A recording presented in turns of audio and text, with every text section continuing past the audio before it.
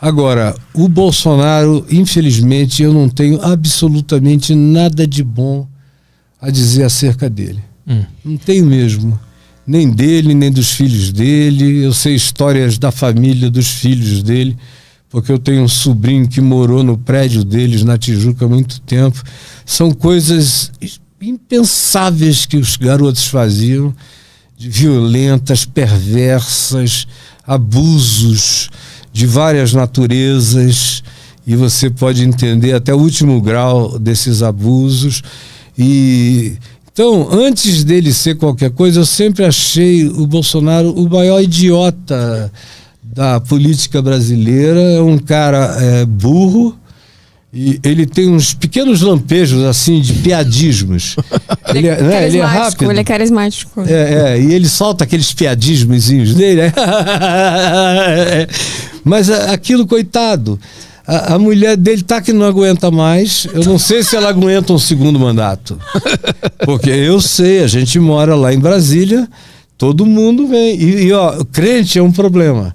Porque eu sou pastor e lá dentro da casa dele tá cheio de crente. Aí os caras vêm para vocês, pastor, o senhor não sabe o que está acontecendo lá, e eu ouço cada história de intervenções que já houve, pedindo a ela para esperar o mandato acabar, para não fazer isso, não vai prejudicar muito, mais ainda e tal. Eu não vejo. Eu sei, já me apresentaram a primeira esposa dele, eu não conheço a segunda, e nem conheço pessoalmente a Michele. Mas ele é um cara daquele jeito, não consegue tratar bem nenhuma mulher, cara. Um sujeito que trata as mulheres como ele trata, que diz assim, eu acabei tendo uma filha mulher porque errei lá no negócio, acabou, atingi errado, saiu uma menina. Não sei o que e tal. Deu uma fraquejada. Deu uma fraquejada, saiu uma menina. Então, eu lamento muito que ele seja assim. Eu oro para que ele não se reeleja. Caio, por que toda bancada evangélica, e não só a bancada evangélica, mas todos os pastores, a igreja que eu ia, unanimemente todos os evangélicos são completamente a favor dele? Por quê? De onde vem isso? Por causa do pinto e da pepeca. Como assim? Pinto e da pepeca. Por que o George Bush foi reeleito? Depois de todas aquelas misérias que aconteceram no governo dele, porque ele prometia que não iria legalizar o casamento gay. Então, o evangélico, você sabe disso muito bem, pensa assim, se nós não brigarmos contra aquilo que Deus chama de abominável, se nós silenciarmos e não fizermos uma guerra, uma cruzada, Deus vai nos amaldiçoar e amaldiçoar o país inteiro. Então, não tem nada a ver com ideologia, nem com elaborações sofisticadas. Tem a ver com a promessa que ele fez de costumes. Botou a Damares lá, meninos usam azul, meninas rosa, binários, e aquilo ali é a grande plataforma dele para os evangélicos.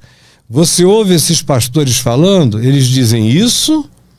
Em segundo lugar, eles dizem que o Lula é comunista e que vai trazer o comunismo para o Brasil.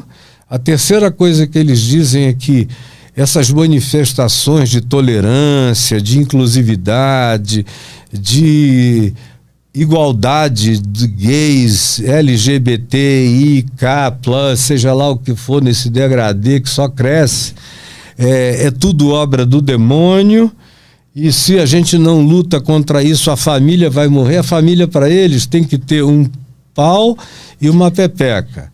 Isso é família, é um homem que mete numa bolseta. E aí... Bolseta. Numa bolseta. E aí tem uma família. Não importa se o cara tem uma monogamia sucessiva, trocou de não sei quantas mulheres, trata mal os filhos, mas tem uma família modelo. Família para eles, gay, por exemplo, o meu amigo querido, o Fabiano Contarato, queridão do meu coração, e eu amo o Fabiano, homem bom. Para ele, o Fabiano não tem uma família, porque é casado com outro homem, os filhos são adotados.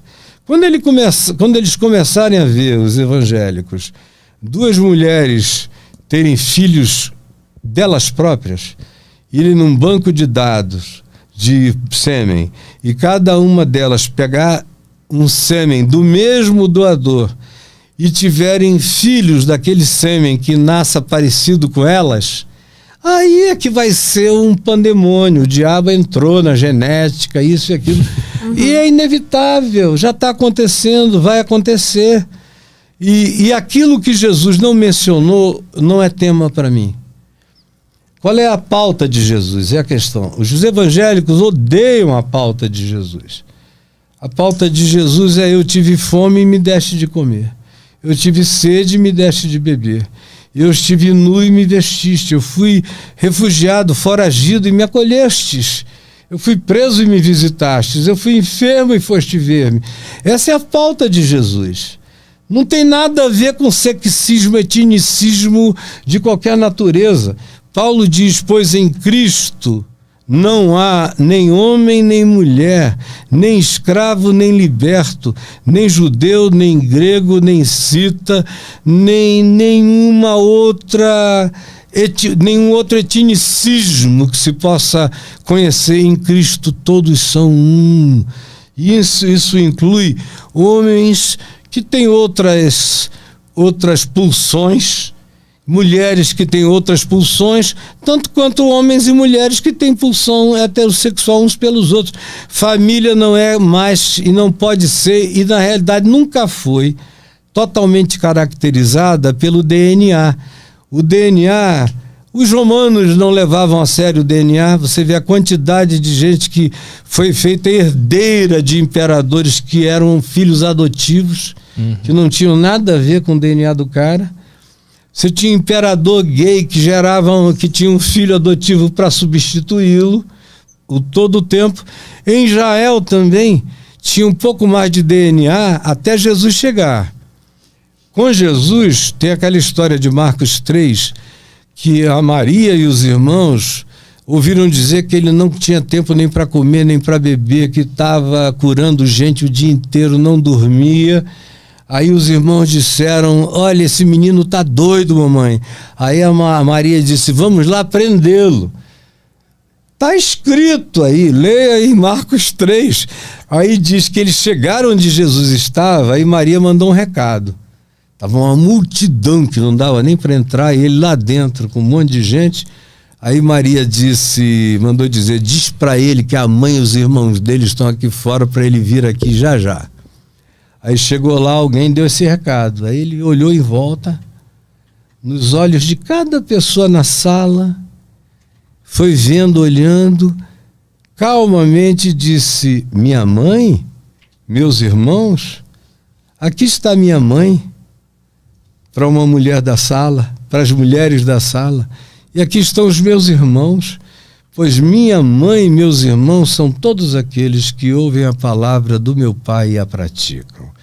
Esses são as minhas mães e os meus irmãos. E Maria, que tinha filhos, porque Jesus era o primogênito, e se diz lá em Marcos, no capítulo 1, que José não transou com Maria até que ela desse à luz ao seu filho primogênito. E o resto dos evangelhos falam os nomes dos irmãos, das irmãs, de todo mundo.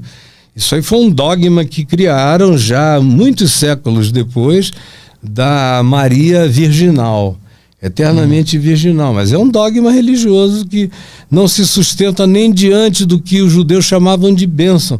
Porque bênção para os judeus era poder ter filhos. Filhos eram o teu seguro de vida. Porque você ia ficar velho e os teus filhos iam cuidar de ti.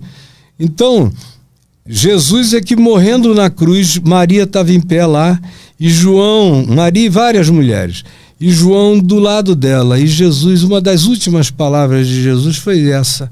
Olhou para Maria e com o olho, né, ele estava crucificado, falou: eis aí o teu filho. E era João. Aí falou para João: eis aí a tua mãe. E o Evangelho diz que daquele dia em diante João a tomou e a levou para casa e foi filho dela, e ela foi mãe para ele até a morte dela. Ela morreu com ele e ele ficou velhinho e morreu exilado na ilha de Patmos como preso político, porque pregar o Evangelho no Império Romano era considerado um ato político. porque eles chamavam Jesus de Curios, de Senhor. E Curios era só o imperador. E aí a mensagem do evangelho virava uma subversão política no Império Romano e a perseguição cantava solta. Então, cara, quem não entender a mudança e as mudanças, a gente deixou um planeta para trás, a gente já deixou vários aeões civilizatórios para trás e a gente entrou num outro. E eu creio que o Evangelho, Jesus disse, eis que eu estou convosco pelos séculos dos séculos, ou seja, pelos aeões dos aeões, por todas as mudanças civilizatórias, a minha pertinência, a minha presença estará com vocês.